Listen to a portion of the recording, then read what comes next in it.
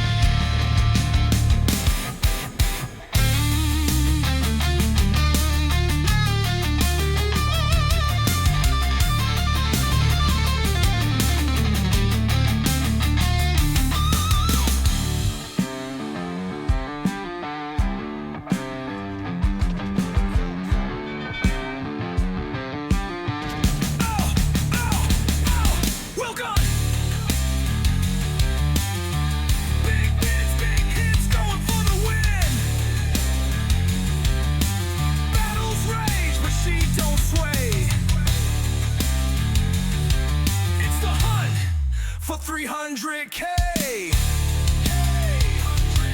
For 300K. 300K. Welcome to Montana Madness. 3, 2, 1. Hello everybody and welcome back to World of Warships Legends. My name is Spartan Elite 43 and tonight we are back for another exciting episode of Montana Madness. And you guys know the deal. We're going to go over our commander. We're running Azure Lane, New Jersey with Arthas the Cold and Azure Lane, Colorado as our inspirations. We have Flammable Cannoneer, Gyrating Drill Bits, On Second Thought, Don't You Just Love It, and Fight Fire with our commander skills. We've got AA Guns Mod 2, Steering Gears Mod 2, Concealment System Module, and we are running the legendary version of the Artillery Plotting Room. Again, I don't usually recommend going for legendary mods. It's kind of a waste of steel, but we're going for trying to get the most damage possible. So, yeah, we're going with the legendary for this one. If you guys ever want to upgrade your modules, it's the 4th slot modules, so everything from Tier 7 up. 4th module, press X on Xbox to upgrade the module, or I'm assuming square on PlayStation. Nobody said it hasn't been square, so I'm just going to assume it still is. But anyway, I've got a big one for you guys today. I've got my highest XP game ever in all of my going on 7 years of playing this game. I just scored my highest XP game ever in the Montana. So a 4,345 XP game coming up for you guys. I hope you guys are ready. And with all of that being said, let's get to the gameplay. Alrighty, so we're going to be on Shards. And we are not at B spawn. We're actually at Charlie spawn. And we're going to do everything we can in order to have the best game possible that we've managed to pull off so far. May not be the highest damage that we've done, but it is my best ever full XP game. Including how crazy that 4,000 XP game was in ranked battles the other day, which is pretty crazy to think. But either way, you know this is going to be a beast of a game. So I hope you guys are ready. Let's get into it. Now, right off the bat, I swear to God, I should be considered Nostradamus of World of Warships Legends. Because I know what's about to happen before it happens. Like, I'm begging the Mino that spawns next to me to not do anything stupid. That I can help him, I just need him to stay alive. Begging! But, in, true Mino fashion, there's only one way to play it, and that is to charge straight in like a lunatic and get yourself killed. But he isn't going to be completely useless. He is actually going to pull off at least one good thing, and that is spotting an enemy ship for us. We're going to pull over to the left side. Now, when I spawn Charlie spawn, I do two things, really. I push over to the left side early because I want to be able to shoot around this island because somebody almost always gets spotted broadside, right? And with our Mino going forward straight into the cap, I knew there was a good chance. Now, you can see Hector's already firing his guns at Mino, which means Mino's already spotted at like 13 kilometers, which is ridiculous. I mean, he's not actually that far, but we're going to go ahead and hit the Arthas button early and often, and we're going to go straight through the bow, citadeling the man straight through the front, and sending him straight to the Shadow Realm. 33,344 damage in Yeet City. Now, our Mino would be benefited to just smoke up at this point and disappear. But he doesn't have the ability to think that far ahead. Instead, he outruns a smoke. The Napoli overmatches him and can absolutely send him to the Shadow Realm. And he just sits here and stays spotted and gets absolutely bullied by the Napoli. And I try to get a good shot into the Napoli here, and you can see torpedoes from the Napoli coming, but Napoli is just bullying this poor Mino. And again, it's not rocket science, right? It really isn't rocket science. All you got to do is not get yourself fucked up. You can see Napoli did land a torpedo on him as well. Like, it's frustrating. Now, I do not overmatch Napoli, and I know this, so I'm going to go ahead and try to hit the superstructure here, try to save our Mino, but again, he's not even in this smoke, I don't think, or he's too close to the Napoli for a smoke firing penalty to allow him to go dark. I don't know which. We'll go with the second. Generally, I think the Mino has like a 6-kilometer smoke firing penalty, I believe, unless you're running like Azure Lane Belfast or something like that, which would benefit your smoke screen detection. Anyway, or your smoke firing ability. But anyway, we are going to push around this left flank. Now, normally I wouldn't push around the flank here, but it is always an option for me when I'm on this flank. It's like either I will kill the thing that's moving into the cap, like a destroyer, or in that case, the Hector, and then I will push into the cap, or I come around this outside, set up the crossfire. In this instance, we're setting up the crossfire. Now, Conqueror is out here absolutely begging for it. We're about to be spotted by him. And you can see I'm actually going to look at the Napoli here. Napoli is flat broadside to me right now, and I know that is a guaranteed kill if I can get around this corner and finish him off. Now, Napoli's not going to be an idiot. Well, he is, but he isn't. Like, he's not dumb. Like, I know he's torping me. This is the problem. I know that he's torpedoing me. I know this. I'm not stupid either. But this guy is going to put himself in a position where the other teammates of mine can't finish him, and he knows that I don't overmatch him. So I have to aim high, go for superstructure, and we are going to get some good damage on him. But the first shot that we take is terrible, ends up not doing crap. He ends up with the 1 torpedo, and again, not the worst scenario for me, but I'm going to be protected from the enemy Conqueror, and I'm going to have beautiful shots into this man's superstructure until he decides to die. Now, in his defense, he should be trying to torpedo me off of both sides of his ship at this point. Once I fire my guns, he should be trying to torpedo me. But I don't know what he's doing. We're going to go ahead and shoot into the superstructure, and you can see what I'm saying. Like, it's much like the Alaska, these super cruisers, a lot of them have really big superstructures, which most cruisers don't get farmed this hard for the superstructure. But the super cruisers generally do. They're like little mini battleships, so they have these giant superstructures that just eat damage. And so even when you don't overmatch them, a lot of times you can just chunk them.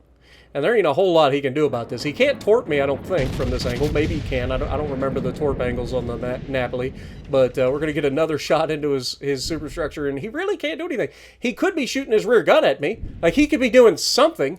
But eventually, he's just going to get bored of me shooting him. And again, I'm protected from Conqueror here, so the only thing I really need to worry about is shooting this Napoli. He's the one trying to capture the base. He's the threat, right? So we're trying to get rid of him. The Preußen isn't really a threat. I could be shooting him right now. He's broadside as crap, but again, he's not my priority. So we're going to go ahead and shoot the Napoli once again. Resetting the cap once again, doing big damage to him once again. And you can see he's starting to move around, which tells me he's trying to torpedo me again, right? Like, it's pretty obvious, which is why I keep going forward and backwards as well, because I'm trying to throw off his torps. I know he gets 1 set of torps per side, so it's not crazy. I just need to make sure that he's not the most accurate torper in the world, right? So you can see he's clearly trying to torpedo off of his right side right now. So we're going to go high, go for superstructure. And, of course, in true Spartan fashion, we got to leave him with just enough to continue being a problem. Now, you could argue that I shot that far too soon. I should have just waited. He was clearly going to torp, so... And look at the damage he actually gets here. It's not the craziest damage, but it's not meaningless damage either. And this is what I'm saying. The Napoli has good guns. If he could have been doing that with his rear guns, and now he fired his guns and then he tries to smoke up. Well, I'm sorry, Sunshine, but your smoke firing penalty isn't that good. We're going to go ahead and reach up through the smoke and slap him once again, sending him to the Shadow Realm and using our Arthas just to make sure that we get enough damage to finish him off, because I'm tired of leaving him alive. Now, again, we know that he's torpedoing. Why would he turn after turning broadside one way and then go forward and try to turn the other way? It doesn't take a rocket scientist, folks. It really doesn't. Now here I got to look at the broadside of the Preußen, but he's burning. There's no reason for me to take this shot. I'm looking to make sure that he's not healing. He's not. He's going to go down. Colombo finishes him off. And that's going to bring me up to the next question. I've got a Colombo and a Schlieffen that have come all the way from the middle of the map. They went all around the backside of the island, and now they're coming into the backside of Charlie. We're going to go into Charlie, try to capture the base. We're going to push out on Conqueror. I want you guys to pay attention to what ammo type these two guys are shooting. First of all, this is a Conqueror, all right? It's not known for having the most armor in the world. And you're in a Colombo and a Schlieffen. I'm in a Montana. Between the three of us, this Conqueror should not stand a chance. But they're shooting HE at him. And I think this is something that they've been doing from the get-go, because most of the stuff that they end up fighting against lives far too long. But you can see my very first shot was just smash the superstructure of that Conqueror. And this is why I was like, why are they not killing this man? Like, he was just sitting there not moving until I come around the corner. Of course, he shoots me, gets good damage with his HE. I'm not worried about it. I'll go ahead and use my first heal. And I don't need to put out the single fire yet. I'm not expecting this Conqueror to live that long. Again, I have a Schlieffen, I have a Colombo, and I have me. So between the three of us, this Conqueror should not be a problem for very long. And, I mean, he's close range, too. But you can see it. Once again, another big hit. Straight into the superstructure. Chunking him for 14,000 plus damage. Just absolutely eating this man for breakfast. But my teammates, not so much. I mean, you can see the Conqueror actually shoots over me. He realizes I'm burning. And this is something that I've noticed a lot, too. People know that you're burning. And even though it's only a single fire, they just stop shooting you. They shoot at somebody else to get more fire damage, right? But look at this shot again. He's border humping. He's doing the T-Bowl shuffle out there. We're just going to farm his superstructure a little more. Damage saturation playing in a little bit there, but we also hit 5 shells into his belt armor because he turned into the border, so our shells ended up falling into the belt. Not ideal. If you're going to hit somewhere, I want to aim that a little bit higher there. But we still got a decent chunk out of it. And you can see I'm already 136,000 damage. We could be much higher, but this guy's playing Turd Waffle City. But look at the accuracy. Just nasty. And we destroy one of his turrets. So again, he doesn't take the most damage there, but because of his gun taking a lot of the damage. But you can see Montana's coming up into being a problem soon. My Colombo and my Schlieffen still have not been able to do meaningful damage to this Conqueror between the two of them. I'm pretty sure I'm the only one that's really done any damage to this Conqueror. So, once again, I'm going to aim high. He's turning towards me. They get a decent hit there, finally. And then I'm like, okay, this guy should be dead here. And then I get, in true Spartan fashion, just the worst salvo known to mankind. But, fortunately, it didn't matter because I left him with just enough for my teammate to get the kill. Now, if you're the Montana in this situation, you have to have some situational awareness, okay? And I'm not talking about me. Talk about this Montana. This guy has no situational awareness. Now, he does take a shot at me, to his credit, but this man, he's up by 200 points. He should not be anywhere near this fight, let alone sitting broadside like this. And I know that the enemy, Gdansk, is coming up into my field of view up here, but I can't pass up on a broadside Montana like this. So we take the shot, and that's GG's. Like, I don't know what he thought was going to happen, but that ain't it. 192,000 damage, and I don't know if you noticed or not, but the Gdansk died as well. Kleber doing his job helping finish off the Gdansk while I'm taking the enemy's fire here. Now, we are going to get hit with a torpedo. It's going to cause a flood. We're going to go ahead and use that damage control. Not really in any danger here. I just want to go ahead and get that over with. That'll get the next one queued up. Now, at this point, I'm hoping that we can keep this Kerfer spotted long enough for me to start getting some good hits on him. But, of course, our Kleber is low health. He can't afford to put himself in a bad position either. And what I didn't know at the time was that the enemy Des Moines is right here into the Bravo cap with this Kerfer. The Hindenburg's actually further out. He's going to get spotted in a moment firing his guns at me, which leads me to another moment where I'm like, guys, you're in a division. You've got 2 basically full health battleships. One has torpedoes and secondaries. The other has 16 guns and a smoke screen. Like, split up and divide and conquer, right? But that ain't what they do. They stick together for the entire match. They kind of put themselves in position where they're not really that effective as a unit. Now, you can see the Hindenburg is lit up right now shooting at me. They should have a shot, but they've already fired their shots at the Kerfers. The Des Moines is actually going to show his hands. He's spotted here. Both of these guys shooting HE at me at the moment. No big deal. We'll take that. You can see that one of our guys does actually take a shot at the Hindenburg, so fair play there. But I'm going to try to push in on this Des Moines, and you can see they get the double fire. The Kerfers is going to push out. And I'm not worried about the Kerfurst in this situation. You can see the Des Moines is trying his darndest. He knows that if I get close, I'm going to kill him. There's no ifs, ands, or buts. He will die. I can just overmatch him and Citadel him straight through the bow. It's a guarantee.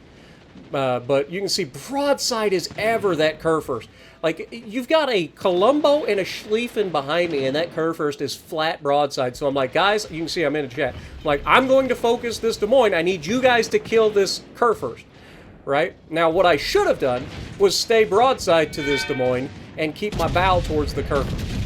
But again, I wanted to make sure that I get rid of this guy if at all cost. And sure enough, I do manage to kill him. But unfortunately, these guys weren't able to kill this Kurfürst, despite my best efforts. I'm going to end up going down here, which is a real tragedy because I was going to be able to potentially kill that Hindenburg. So this had the potential to be that 300k game. We ended up with 261,000 damage. They are going to kill the Kurfürst here. But this game ain't over. Even though they kill the Kurfürst, they have to get this cap. Like, they cannot afford to not take this cap. So you can see, once again, I'll get into chat. And I'm like, guys, you got to get into the cap. Got to get multiple people into the cap right now.